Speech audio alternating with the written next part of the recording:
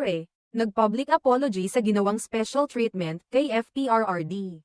Humingi ng paumanhin si PMGEN Nicolas Torre III, ang direktor ng Criminal Investigation and Detection Group, CIDG.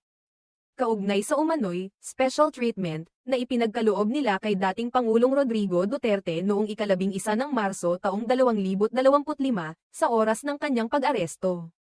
Sa kanyang pahayag sa mga mamamahayag noong Huwebes ika-13 ng Marso, inamin ni Torre na ginawa nila ang hakbang upang maiwasan ang anumang kaguluhan at upang matiyak na maayos ang pagproseso sa dating Pangulo.